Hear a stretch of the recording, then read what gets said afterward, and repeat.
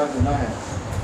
ان کا سوال یہ ہے کسی کی موت پہ رونا کیا گناہ ہے؟ نہیں بھائی، رونا گناہ نہیں ہے، نوحہ کرنا، وابیلہ کرنا وہ گناہ ہے کہ آپ شور مچا رہے ہیں، ہائے توبہ مچا رہے ہیں، وہ گناہ ہے۔ نبی اکرم صلی اللہ علیہ وسلم کے بیٹے حضرت ابراہیم علیہ السلام فوت ہوئے تو حضور صلی اللہ علیہ وسلم کی آنکھوں میں آنسو آ گئے، تو صحابہ کرام نے دیکھا تو ایک دن پوچھ ہی لیا حضور سے کہ ہاں بھائی یہ تو نرمی کی بات ہے، اگر آپ کی آنکھوں میں کسی کے اپنے پیارے کے جانے پہ آنسو آ جاتا ہے۔ اسی طرح حضرت زینب کے بیٹے یا کوئی اور اولاد فوت ہوئی تب بھی نبی کی آنکھوں میں آنسو آ گیا، تو یہ حضور سے ثابت ہے آنکھوں میں آنسو آ جانا، رونا کوئی گناہ نہیں ہے، لیکن شور مچانا، ہائے توبہ مچانا یہ گناہ ہے۔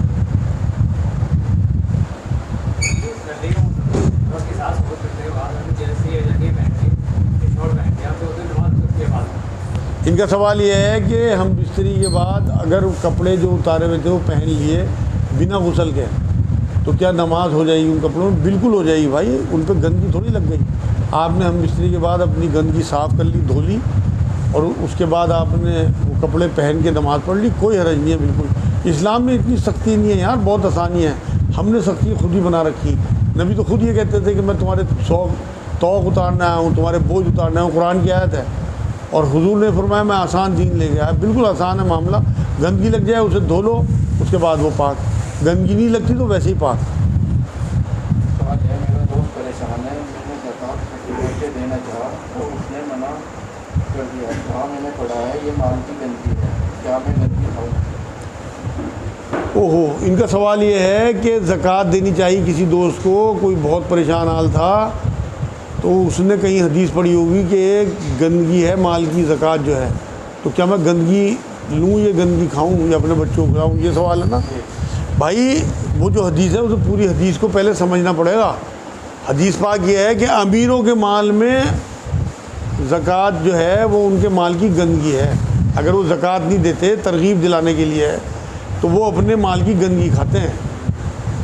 لیکن نبی نے یہ بھی تو فرمایا، روایتوں میں یہ بات بھی ہے کہ یہ اللہ کا تحفہ ہے غریبوں کے لیے۔ اگر ایسی بات نہ ہوتی ہے، اصحاب صفہ جو نبی اکرم صلی اللہ علیہ وسلم کے صحابہ تھے وہ کون سا مال کھاتے تھے بھائی؟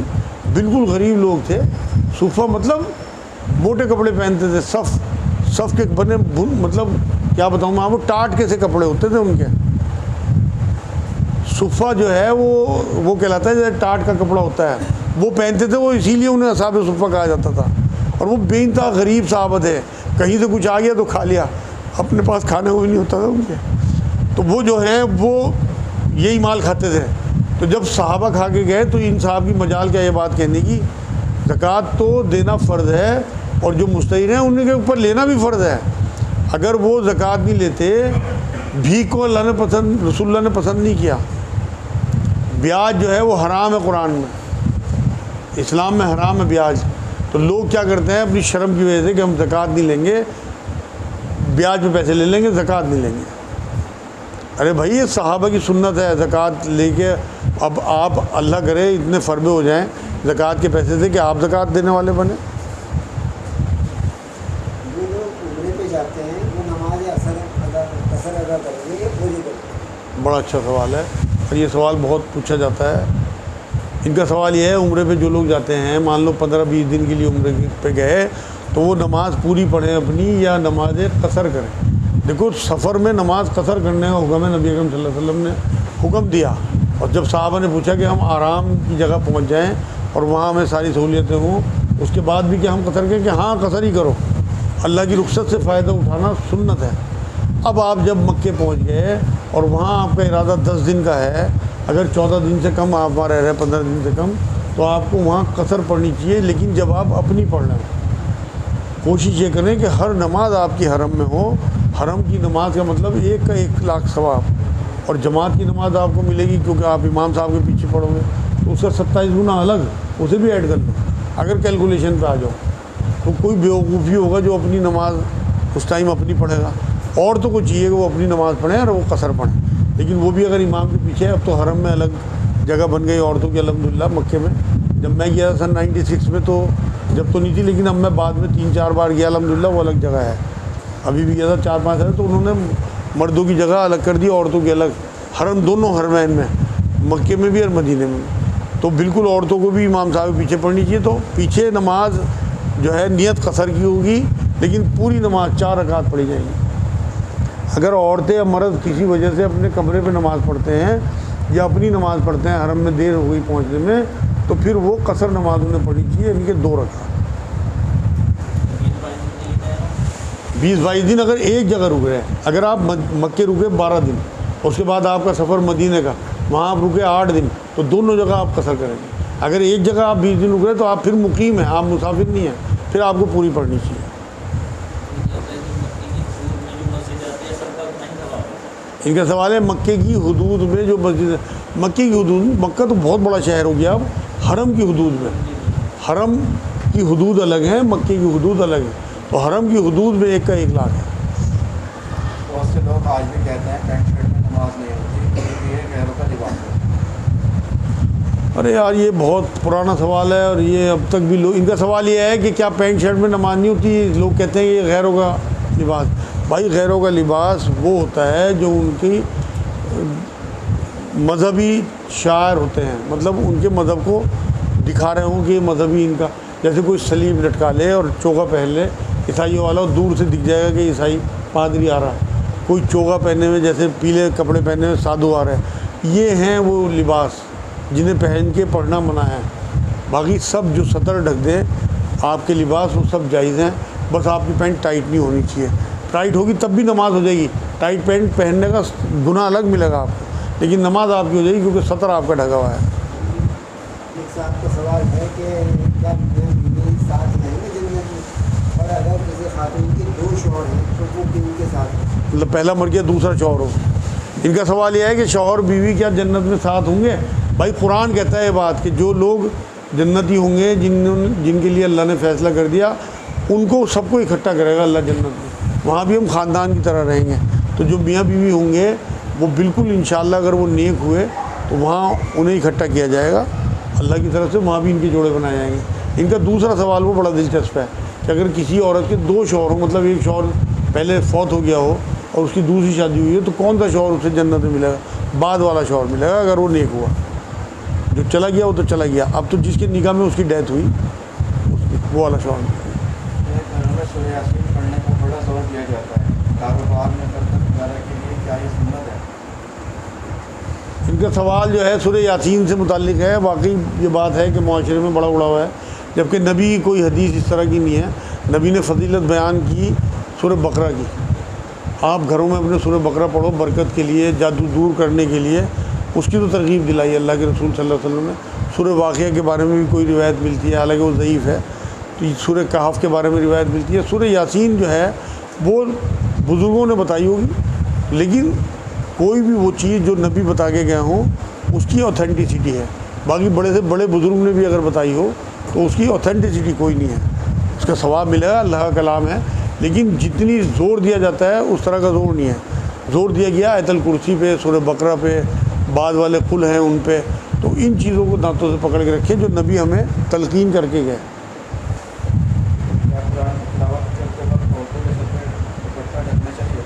ان کا سوال یہ ہے قرآن کی تلاوت کرتے ہوئے عورتوں کا سر ڈھکا ہونا چاہیے؟ نہیں بھائی، کوئی حدیث نہیں ملتی اس طرح کی. اگر ڈھکیں تو بہت ثواب ہے. بلکہ نماز کے بارے میں نبی اکرم صلی اللہ علیہ وسلم نے بات فرمائی کہ بالغ ہو جائے عورت تو اسے چاہیے کہ جب وہ نماز پڑھے تو اس کا سر ڈھکا ہوا ہو، ورنہ اس کی نماز قبول نہیں ہوگی. یہ حدیث پاک ہے. لیکن قرآن کے بارے میں کوئی حدیث نہیں ہے. عورتیں گھر میں کام کر رہی، قرآن یاد ہے، کچن میں کام کر رہی، جھاڑو دے رہی، قرآن پڑھتی رہیں. یہ حضرت فاطمہ کے بارے میں آتا ہے، چکی پیستی رہتی تھی، قرآن پڑھتی رہتی. تو سر ڈھکا ہوا ہونا ایک الگ چیز ہے. کہ گھر میں نامحرم لوگ ہیں پھر تو سر ڈھکا ہوا ہونا چاہیے. اور اگر محرم ہے، آپ کا سر ڈھکا ہوا نہیں ہے، آپ قرآن بھی پڑھ رہے ہیں، کوئی حرج نہیں میرے نزدیک.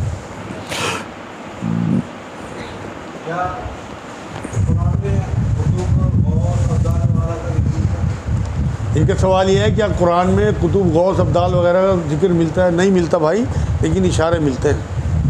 یہ اصطلاحات جو ہیں وہ بندوں کی نام رکھے ہوئے ہیں، لیکن اشارے ضرور ملتے ہیں. اب آپ یہ دیکھو نا، حضرت سلیمان علیہ السلام کے جو دربار تھا اس میں جب انہوں نے ملکہ سبا کا تخت لانے کی بات کہی تو پہلے تو ایک جن نے کہا پہلے کہ میں لا دوں گا، اتنی دیر لگے گی. پتہ نہیں کیا بات انہوں نے رکھی. تو وہ جو نام آپ بتا رہے ہیں نا وہ عارف نام آتا ہے, آصف. ہاں روایتوں میں قرآن نے نام نہیں دیا, انہوں نے کہا کہ میں پلک جھپکتے ہی لا دوں گا. تو وہ کچھ استطاعت کی تو مخلوق تھی. اب آپ یہ دیکھیے خضر علیہ السلام, وہ کوئی نظر تھوڑی آتے ہیں, آج بھی ہیں وہ دنیا میں. آپ یہ دیکھیں کہ خضر علیہ السلام سے اللہ رب العزت ایک نبی کو ٹیچ کرا رہا, موسیٰ علیہ السلام. ان سے یہ کہا کہ تجھے علم سیکھنا تو فلاں بندہ میرا ملے گا, اس کے پاس جا. تو وہ بھی کوئی اسی طرح کی مخلوق ہے. تو اس طرح کی اصطلاحات جو ہیں وہ قرآن سے اشارے ملتے ہیں کہ اس طرح کی مخلوقات ہیں جو انسین مخلوق ہیں, ابدال ہوں یا کتب ہوں یا غوث ہوں. تو یہ ہیں تو, مگر قرآن اشارہ دیتا ہے, نام نہیں بتاتا. بالکل ہوں گے, لیکن یہ طے کری ہوئی ہیں. جو ہمارے درویش لوگ ہیں نا, ان کے نام طے کرے ہوئے ہیں. مطلب یہ سمجھو رتبے ہیں, رتبے. جیسے انہوں نے طے کر لیا مولانا, ہمارے جو علماء دین ہیں, اور یہ مفتی. قرآن نے تھوڑی اشارے دیے ہیں, انہوں نے ایک پدوی طے کر دی. اسی طرح یہ پدوی درویشوں نے طے کر دی کہ اس حد تک پہنچو گے تو تم درویش کہلاؤ گے, اس حد تک پہنچو گے تو غوث کہلاؤ گے, اس حد تک پہنچو گے تو ابدال کہلاؤ گے. تو یہ ایک حساب سے آپ سمجھو کرسیاں ہیں, روحانی کرسی ہیں.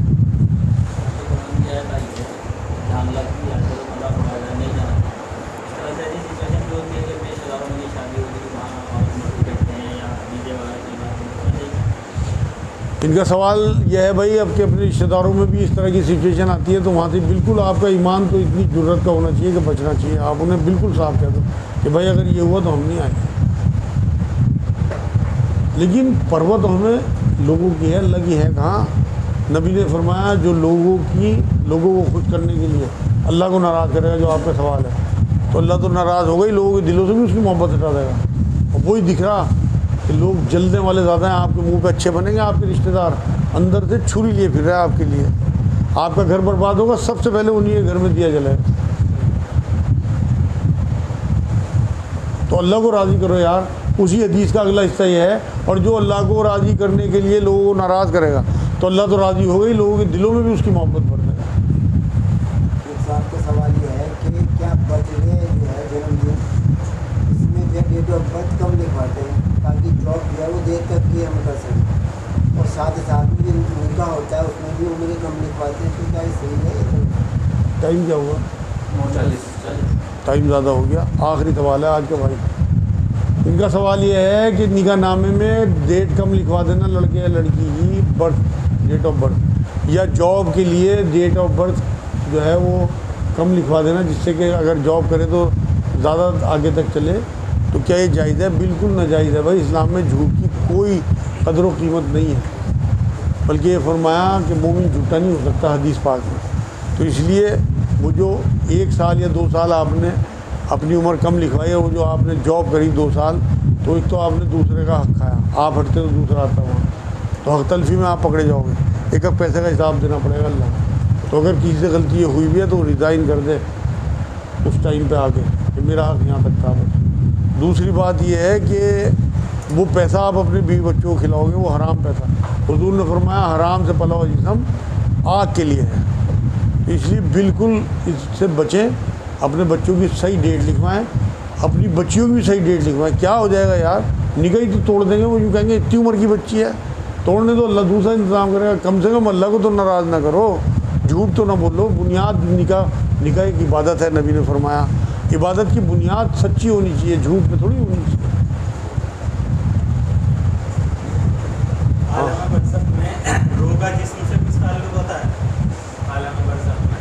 آخری سوال کر دوں اسے, یہ آخری سوال ہے بھائی.